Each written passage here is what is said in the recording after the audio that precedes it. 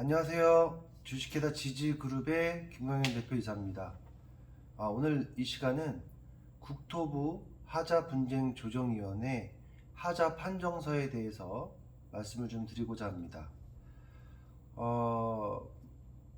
국내에서는 저희 회사가 유일하게 수천 건의 심사 사건을 진행한 바가 있는데, 경쟁업체라고 하긴 그렇지만 이제 유사 업종에 계신 분들이 나도 국토부 통해 가지고 진행해 본 경험이 있다, 자꾸 이렇게 말씀하시는 분들이 꽤 많이 있는 것 같습니다. 근데 실질적으로 그분들한테 하자 판정서 그러면 좀 볼 수 있느냐, 본인이 국토부를 통해서 하자 판정을 받았다면 관련되어 있는 자료를 좀 볼 수 있느냐라고 하면 아마 없다고 할 겁니다. 개인 정보 어쩌고 저쩌고 하겠죠. 근데 그런 말씀은 사실은 한두 번 해봤다 치더라도 저희처럼 이제 수천 건을 처리해 본 업체한테 할 말은 아닌 것 같습니다. 그래서 오늘 이 시간은 국토부 하자분쟁 조정위원회 하자 판정서에 대해서 좀 상세하게 좀 알려드리고자 합니다. 모르겠습니다. 또 이 영상을 보시고 또 유사업종에 있는 분들이 또 어떻게 또 악용을 하시는지는 잘 모르겠지만 허심탄회하게 그래도 좀 있는 부분을 가지고서 말씀을 좀 드리고자 합니다. 저희가 이제 영상을 이렇게 찍는데요, 저 같은 경우에는 대본 없이 그냥 알고 있는 내용을 가지고서만 이렇게 찍다 보니까 사실은 이제 NG가 날 때도 있어요. 근데 이제 그런 거 없이 그냥 이어서 이렇게 진행을 하고 있고 영상을 찍고 있으니까 보시는 분들은 좀 이 부분을 감안해 주시기 바랍니다. 이렇게 하자 판정서를 받기 위해서는 먼저 국토부 하자분쟁조정위원회에 우편 접수 또는 이제 온라인 접수를 하시게 되죠. 접수가 하게 되면 이제 담당자가 배정이 됩니다. 그래서 이제 담당자가 전용 담당자가 있고 또 이제 공용 하자 담당자가 있어서 실사 일정을 잡게 됩니다. 먼저 이제 접수가 되면 상대방인 하자 이행 교섭 대상자인 건축주나 시공사에게도 같이 통보가 됩니다. 그래서 이제 그분들한테 내용이 통보가 돼서 자, 이렇게 접수가 됐다라는 걸 알리는 거죠. 시공사나 건축주 입장에서 보면 사실 좀 기분도 나쁘고 두렵기도 하고 그럴 거라고 생각이 듭니다. 자, 이렇게 이제 접수가 되고 난 이후에 한 일주일 정도 답변을 기다리고요. 답변이 없다라고 하면 국토부에서 이제 실사 일정을 이제 잡습니다. 실사 일정을 잡게 되면 한날에 전용 공용 모두를 이렇게 보는 경우도 가끔씩 있는데, 요즘 추세를 보면은 이제 공용 담당자가 아까 말씀드린 것처럼 따로 있고 전용 담당자가 따로 있다 보니까 일정이 서로 안 맞아서 따로따로 이렇게 보는 경우들이 많이 있는 것 같습니다. 지금 현재 국토부의 인력이 많이 부족하기 때문에 저희 지지그룹에서 접수하는 건만 해도 엄청나서 주말도 없이 일을 하시는 걸로 제가 알고 있고 너무 죄송스럽게 생각을 하고 있습니다. 그런데 이제 너무 인력이 없다 보니까 일산에서만 이제 파견되시는 게 아니고 진주라든가 다른 이제 국토부 기관에서도 지금 파견해서 조사관님들이 최대한 빨리 처리하시려고 많이 노력을 하고 계신 걸로 알고 있어서 일단 이 영상을 계기로 해서 감사하고 그리고 수고하신다는 말씀을 먼저 좀 드리고 싶습니다. 심사 사건이 접수돼서 실사가 이루어지게 되면 국토부위원회 그 담당자가 조사관이 관련 법령에 대해서 검토를 하게 되고요. 검토가 완료가 되고 나면 또 건축주나 시공사인 하자 이행 대상자에게 통보를 합니다. 그래서 이제 통보를 해서 이거에 대한 이제 서신 답변을 또 받습니다. 근데 이제 보면 시공사나 건축주가 이제 답변을 하는 경우도 있고 답변을 못 하는 경우도 있는데, 답변을 못 하는 경우는 이제 빠르게 진행이 될 거고요. 그런 다음에 이제 국토부 위원들이 있기 때문에 날짜 정해져 있지 않습니다. 일주일에 한 번이다, 일주일 만에 위원들이 소집이 될 수도 있고 또 한 달 만에 될 수도 있습니다. 그래서 이제 소집이 되면 조사관이 올린 서류를 보고 이제 승인을 해주면 하자 판정서라는 게 이제 발부가 되는 겁니다. 하자 판정서가 발부가 된다 하더라도 상대방이 이의 신청을 하실 수 있는 기간이 있습니다. 그래서 하자인 교섭 대상자인 시공사나 건축주가 이의 신청을 하는 경우는 또 거기에 대한 답변을 하셔야 되는 게 있는데, 제가 이제 경험을 하다 보면 이제 입주민분들께서는 이제 저쪽에서 이제 이의 신청을 하면 건설에 관련되어 있는 전문 지식이 좀 부족하시다 보니까 좀 많이 걱정을 하시는 경우도 있는데, 꼭 그럴 필요는 없다라고 말씀드리고 싶은 게, 이의 신청을 했다고 해서 무조건 받아들여지는 게 아니라, 아무리 뭐 건축사라든가 진단업체를 통해 가지고 자료를 만들어서 제출을 했다 하더라도 이 조사관, 공무원인 국토부 조사관이 내린 판정을 뒤엎는 경우는 좀 적습니다. 그러니까 무조건 이의 신청을 했다고 해서 걱정하실 필요는 없다는 말씀을 좀 드리고 싶습니다. 자, 그리고 이제 이렇게 하자 판정이 완료가 되면 여기 보시는 바와 같이 국토부 이렇게 하자 판정서가 교부가 되고, 맨 앞장은 이제 안내문에 해당이 되는 내용으로 이렇게 날라옵니다. 잠시만요. 이 내용을 보면 뭐 간단한 요약을 드리면, 이 하자 판정을 받은 날로부터 이제 60일 이내 하자 이행을 하라는 이야기고요. 하자 이행을 하지 않았을 경우에는 이제 과태료 부과가 된다라는 이야기들이 되어 있습니다. 이건 마찬가지로 또 시공사나 건축주에게도 송달이 됩니다. 그래서 이제 뭐 관련 법령으로 따지면 뭐 공동주택관리법 제102조 제2항 제5호에 의거해서 과태료가 부과 가능하다라는 내용이 상세하게 나와 있기 때문에 아무래도 이제 시공사나 건축주분의 입장에서 보면 걱정이 많이 되긴 하실 거예요. 자, 그런데 요 받은 날로부터 입주민분들이 많이 오해를 하시는 경우가 있어요. 그게 뭐냐면 이 하자 이행을 안 받는다라고 거부를 하게 해서 60일의 기한이 지나면 그러면 행정처분이 가능해지는 거냐? 그건 그렇지 않습니다. 여기서 이제 좀 되게 중요한 부분인데, 먼저 하자 이행을 하겠다라는 업체에게 특별한 사유 없이 하자 이행을 받지 않겠다라고 말씀을 하시게 되면, 이 국토부에서 이 하자 판정서는 발부되지만 실질적으로 행정처분이 내려지는 각 지역 지자체에서는 근거 자료가 있다라는 상황에서는 하자에 관련되어 있는 이행을 하려고 했으나 입주민이 반대했다, 근데 거기에 관련되어 있는 증거 자료가 있다 라고 하면 행정처분을 내리지 않습니다. 아주 중요한 부분입니다. 근데 보통 입주민분들 경우를 보면, 입장에서의 경우를 보면 하자 판정서를 받고 나신 다음에 60일 기한이 되기 전에 물론 연락이 오겠죠. 시공사나 건축주에게 연락이 왔습니다.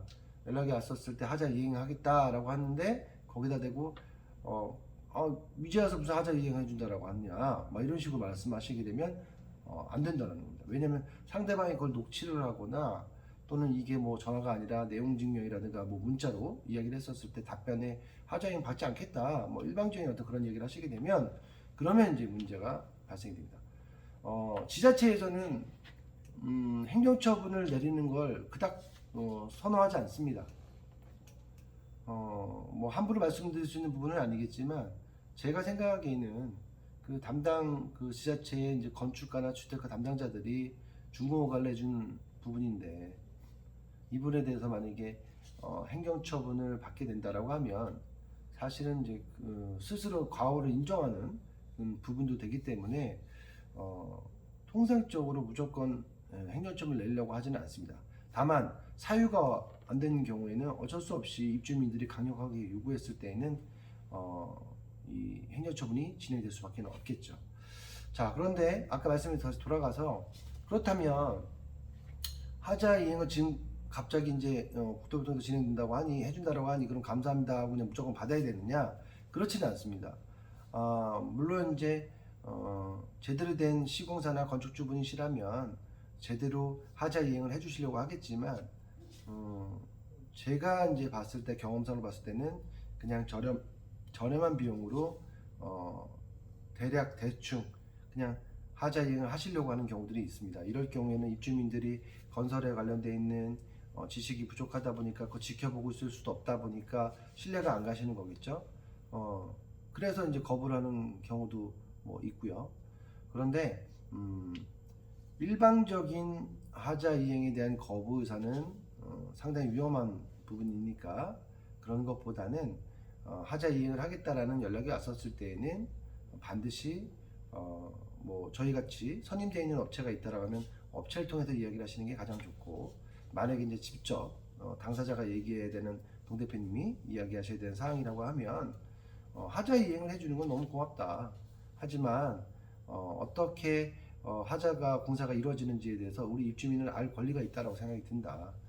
힘들게 국토부를 통해서 하자 판정까지 이렇게 받았는데 이렇게 받고 나서 이제 갑자기 부랴부랴 해주신다라고 하니까 그래도 뭐 고맙기는 한데 이왕이면 어떤 부분으로 인해서 하자 판정을 받았으니까 이거에 대한 좀 명확한 공사 방법이라든가, 그리고 미숙련자가 아닌 숙련공을 통해 가지고 쉽사리 다시 재발이 되지 않도록 좀 협의해서 입주민들하고 같이 협의해서 진행을 했으면 좋겠다라고 이렇게 이야기를 하시고, 그리고 이제 원하시는 날짜와 시간을 말씀드려서 내방해달라 자료 준비해서 이렇게 하셔서 진행을 하시는 게 좋습니다.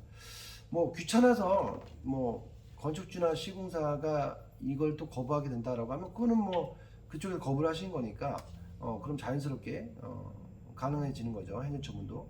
하지만 입주민이 일방적으로 무조건 거부를 하시는 거는 문제가 될 수 있다라는 부분, 이걸 꼭 좀 명심하시고요.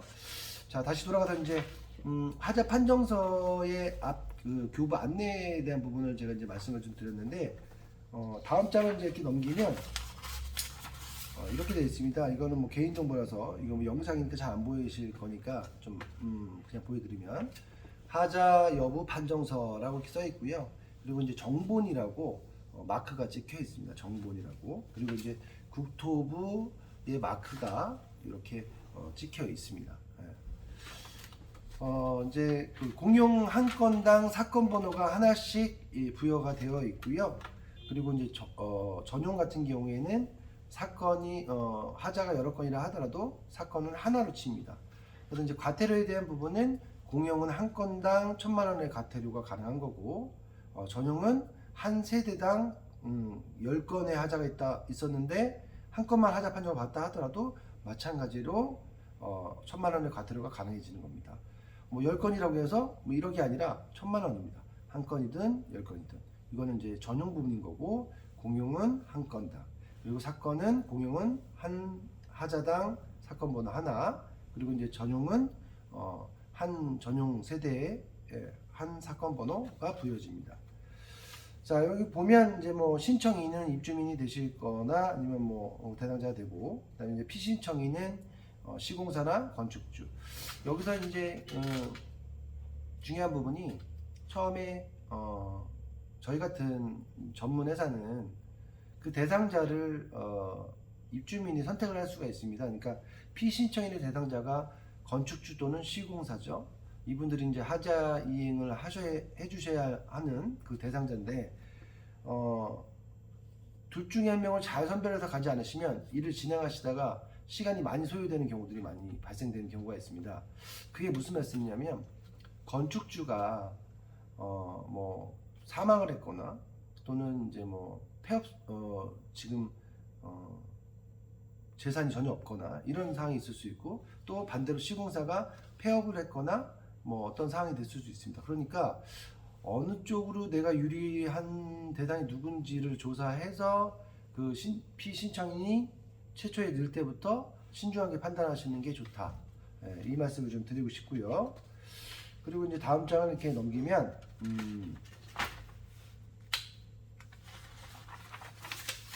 심사서, 하자 여부 심사서라고 해가지고 사건에 대한 내용과 그리고 이제 뭐 위치, 그리고 그 대상자 뭐 이런 부분들 간략하게 있습니다. 그래서 뭐 옥상의 화단 방수 미시공이다 뭐 그러면 이제 그렇게 표기가 되어 있고, 위치와 대상 시설에 대한 정보 이렇게 나와 있고요. 그다음에 이제 뭐 판정 이유, 조사 내용 뭐 이런 내용들이 있고 중요한 부분이 뭐냐면 요거는 지금 그 공용권이다 보니까 사건 하나씩 이제 번호가 부여가 되어 있는데 중요한 게 뭐냐면 이 국토부 조사관이 아까 말씀드린 것처럼 실사 이후에 복귀를 해서 그다음에 관련 법령을 이제 확인을 합니다.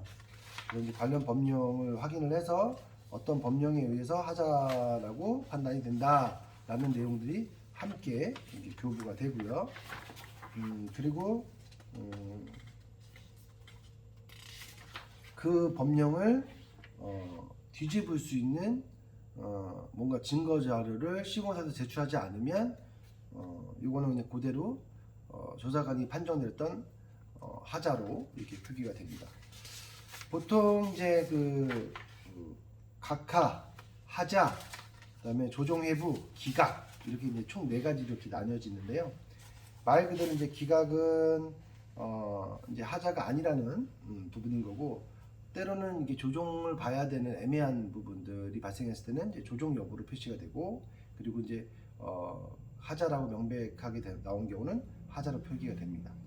그리고 이제 각하는 뭐냐면 좀 특이한데 기각이랑 각하랑 좀 다른 건데 비슷하게 생각하시는데 좀 다른 점이 뭐냐면 각하는 예를 들면은 저희가 이제 저희 회사를 통해서 이제 일을 시작하시는 건물 같은 경우에는 잘 아시는 내용이겠지만 처음에 이제 이 행정처분을 진행하기 위해서는 하자 이행 교섭 활동이라고 해서 내용 증명이나 문자나 녹취를 통해 가지고 하자 이행을 해달라는 교섭 내용이 있었어야 되거든요. 그 대상자가 누구라 하더라도 뭐 시공사에 보내셨던 건축주에게 보내셨던 뭐 분양상담사한테 보냈던 뭔가 내용이 있어야 되는데 그런 내용이 없는 경우에 보통 이 부분을 가지고서 시공사가 이의 신청을 하면 각하가 되는 경우들이 있습니다.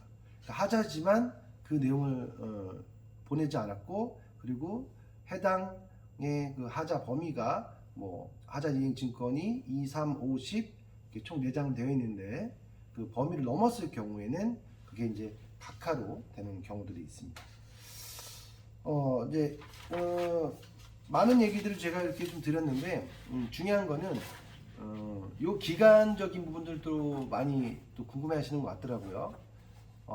우편 접수를 할 경우에는 상당히 오랜 시간이 걸리실 수 있습니다. 그래서 이제 온라인 접수를 하시는 게 좋고요.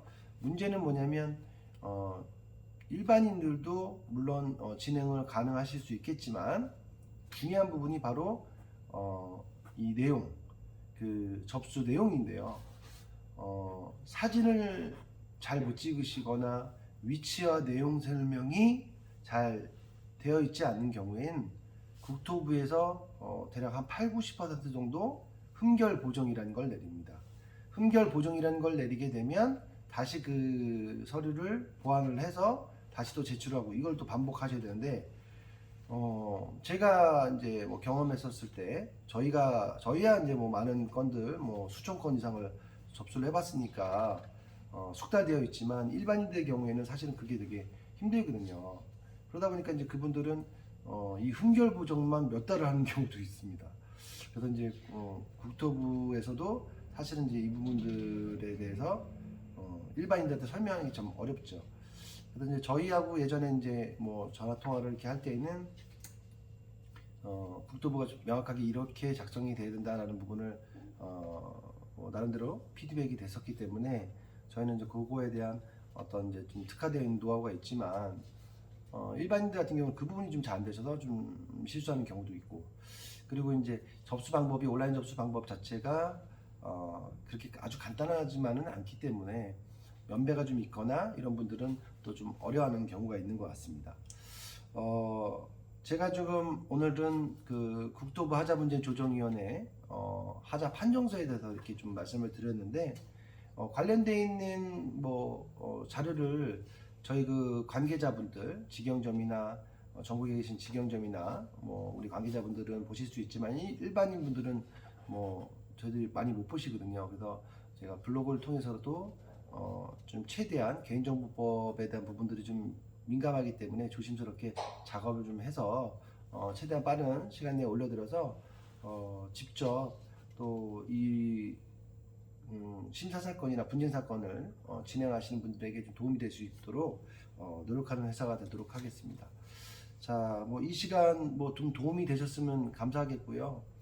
좋아요나 뭐 구독이나 여러분들이 눌러주시면 그만큼 저희 회사가 발전을 하는 거고 저희 회사가 발전하면 할수록 일반인 그 하자로 인해서 피해를 받고 계시는 많은 분들에게 일반인 분들에게 힘이 되어 드릴 수 있는 그런 회사가 되도록 노력하도록 하겠습니다.